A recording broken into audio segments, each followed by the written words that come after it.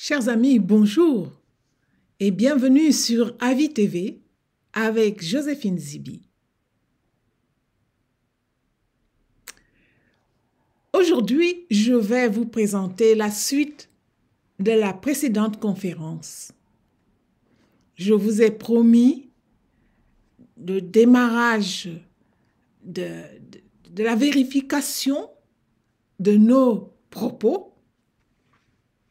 Je vous ai présenté le paradoxe dans lequel nous nous retrouvons et je dirais, j'ai expliqué comment nous en sommes arrivés là.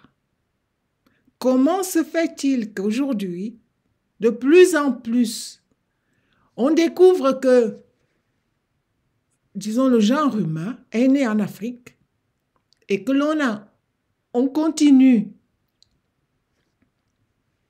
à affirmer que que l'Afrique n'a pas d'histoire.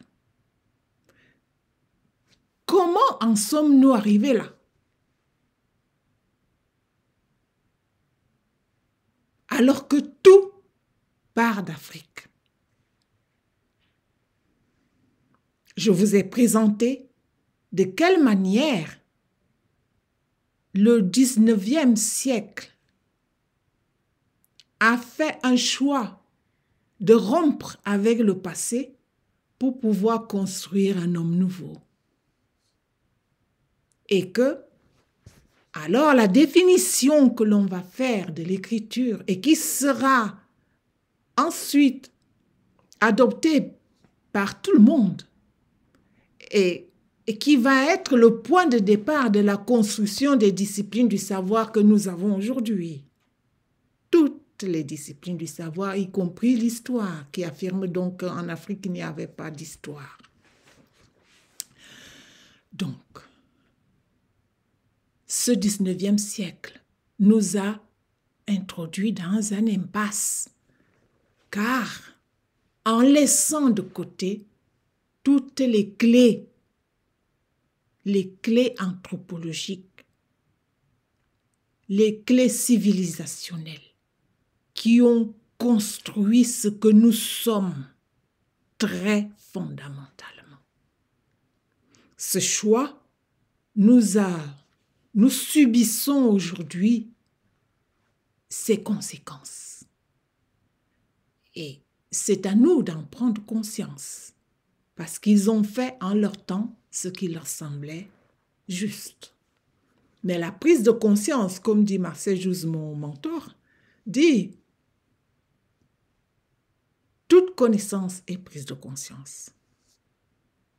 Aujourd'hui, nous avons à prendre conscience que nous devons reconstruire notre histoire en rupture et en continuité.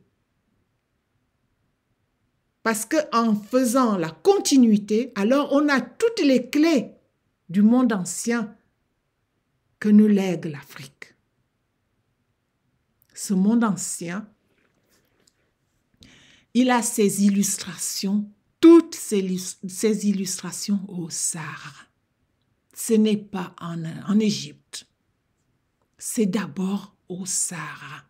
C'est là-bas que se trouvent les arts rupestres qui racontent notre première histoire. Lorsque je prends conscience, je me dis, mais ces arts rupestres, qui étaient jusque-là des objets muets, qu'est-ce qu'ils peuvent nous raconter? Et je me rends compte que je ne suis même pas la première à poser cette question. Les premiers à se poser cette question, ce sont les Européens qui découvrent le Sahara au début du XXe siècle, qui découvrent ces fameux pictogrammes qui seront jusque-là muets. Parmi ceux-là, j'ai choisi de suivre l'itinéraire d'un général français qui s'appelle Paul Huard et sa femme, qui se sont passionnés sur ces pictogrammes laissés au Sahara. Pour eux, c'est là le début de tout. C'est là qu'on trouve toutes les souches, toutes les clés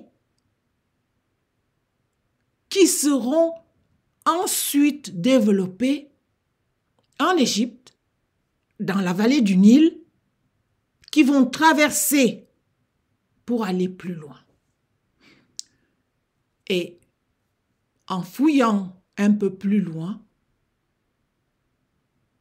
et en se basant sur les propos de Polluard et les pictogrammes qu'il a pris soin pendant le temps qu'il traversait le Sahara pour des causes complètement militaires, il nous a relevé un grand nombre des illustrations que l'on trouvait sur les peintures rupestres et sur les grottes au Sahara, avec une récurrence sur quelque chose qui est encore aujourd'hui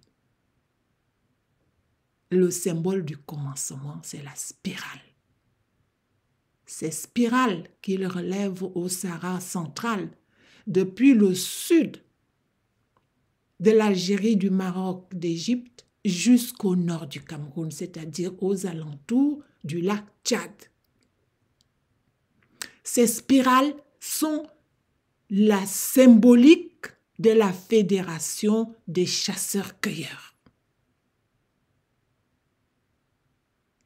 c'est-à-dire la toute première civilisation humaine connue, celle des chasseurs-cueilleurs, qui ont laissé partout des indices attestant que nous sommes passés par ici, nous avons vécu ici.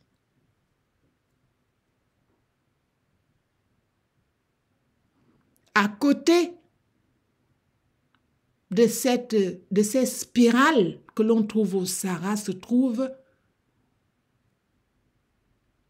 plutôt en mode d'évolution, le symbole de la vache et du taureau, surtout la vache. La vache qui est le symbole de la civilisation des pasteurs. Ces pasteurs qui eux aussi ont fait l'avènement de l'agriculture pastorale au Sahara et dont on trouve les indices partout. Partout. Lorsque vous aurez à voir Genèse des civilisations, la couverture vous présente ça.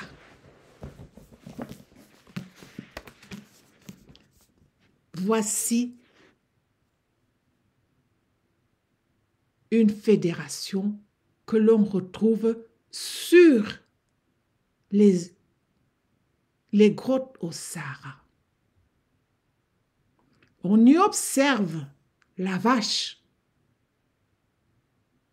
qui porte sur elle toutes les autres fédérations.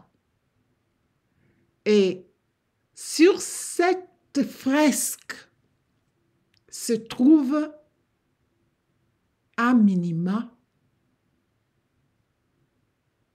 5 premières lettres de notre écriture. Et pour voir comment on va partir de ce moment-là jusqu'au pictogramme détaché, il faudra aller lire Genèse des civilisations. Car sur cette fresque, on aperçoit le faucon qui sera l'emblème de la réunification de l'Égypte. On aperçoit le lasso qui est l'autre emblème, ici, qui est l'autre emblème des chasseurs. On aperçoit plusieurs autres fédérations qui sont sur cette fresque qui est toujours aujourd'hui au Sahara et que l'on retrouvera en mode évolutif dans les premières lettres de l'écriture. mais qui, vus comme ça, sont complètement muets. Je vais vous dire, rien que la vache. Lorsqu'on suit l'itinéraire de la vache, c'est cette vache que l'on retrouve partout en Égypte comme la gardienne de la civilisation égyptienne, mais aussi mésopotamienne, mais aussi grecque.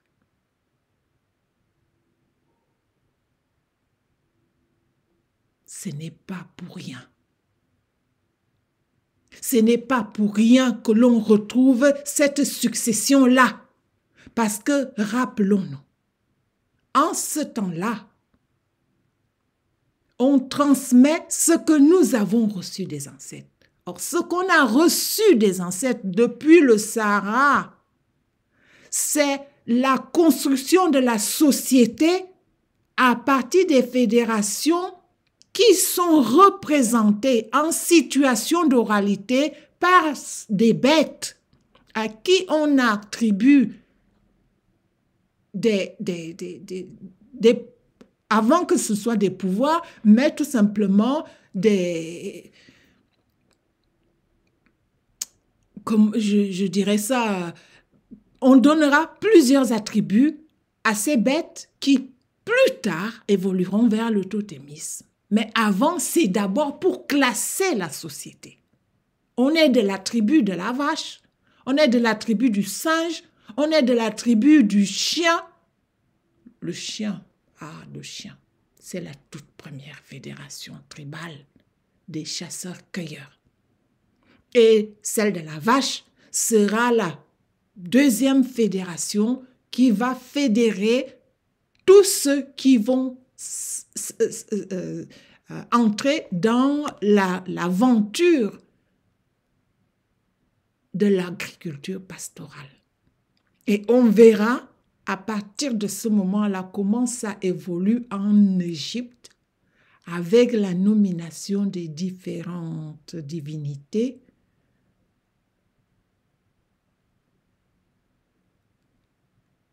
jusqu'à Osiris.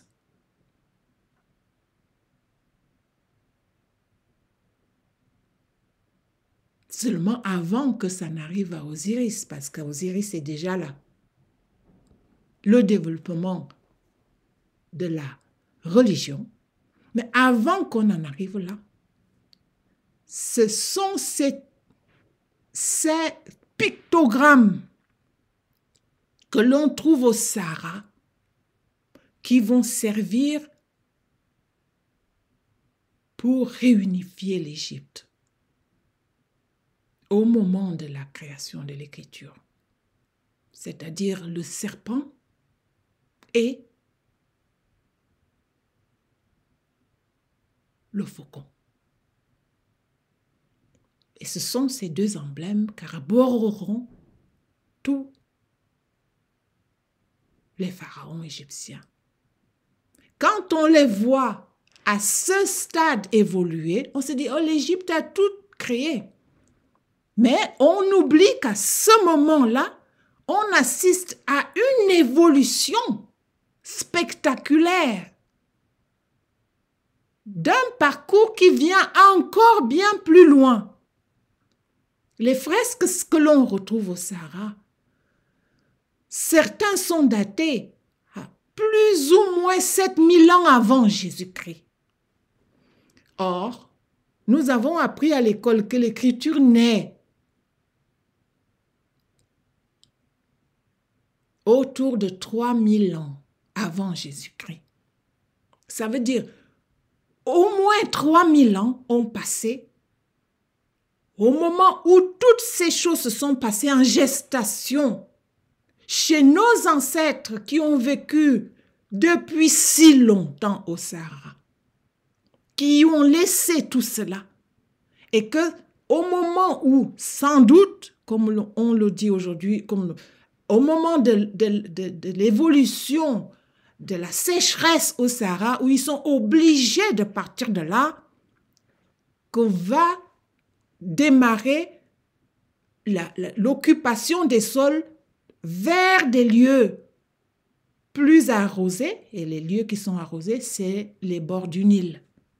Ils abandonnent le cœur du Sahara pour aller vers ces lieux-là où on trouve effectivement des évolutions de ce qui était en miniature à l'intérieur des terres au Sahara central que l'on va retrouver évoluer vers les bords du Nil.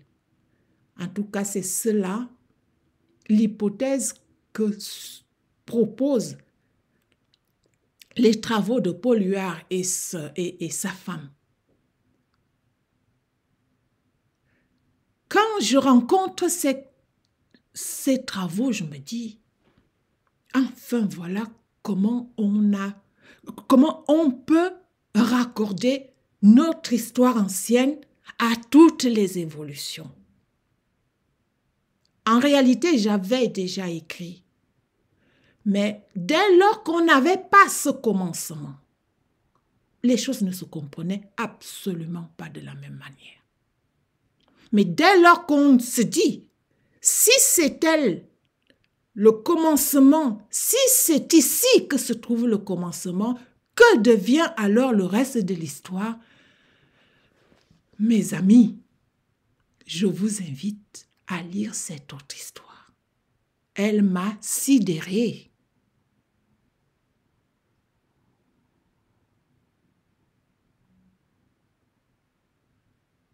Elle m'a sidérée. J'ai aussi compris que cette histoire-là était racontée par énormément de chercheurs anciens, mais qui tous ont été mis au rebut, je dirais ça comme ça, par cette définition de notre écriture qui met tout ce savoir au rebut comme si on n'en avait plus besoin. Et ça, c'est ce que nous devrions avoir, je dirais, l'humilité de reconnaître aujourd'hui et la hardiesse de se dire, ils ont fait ça, mais c'est à nous d'aller plus loin maintenant. On ne peut pas toujours leur reprocher tout. Nous aussi, nous avons maintenant le pain sur la table pour nous dire, c'est à nous d'aller plus loin. Sans doute, nos ancêtres qui ont fait ça, qui ont mis notre vrai passé au rebut, n'avaient pas tout à fait les mêmes moyens que nous avons aujourd'hui. Et ce serait dommage de juste leur reprocher des choses sans que nous-mêmes, nous croisions, enfin, nous retroussions nos manches pour aller revoir tout cela. Et c'est ce que je vous propose. Parce que à ce moment-là, on ne passe plus le temps à se jeter les invectives. Ce n'est pas la peine de se jeter les invectives. Quand on comprend notre histoire réelle, alors on y puise une force inépuisable pour aborder le futur avec plus de sérénité. En tout cas, c'est ce qui m'est arrivé. Et je pense que c'est ce qui est arrivé à mon lecteur qui me dit, on y entre une personne, on en sort une autre. Alors c'est ce que je vous propose et que je vous souhaite aussi. Merci de m'avoir écouté et à la semaine prochaine. Je vous remercie aussi encore.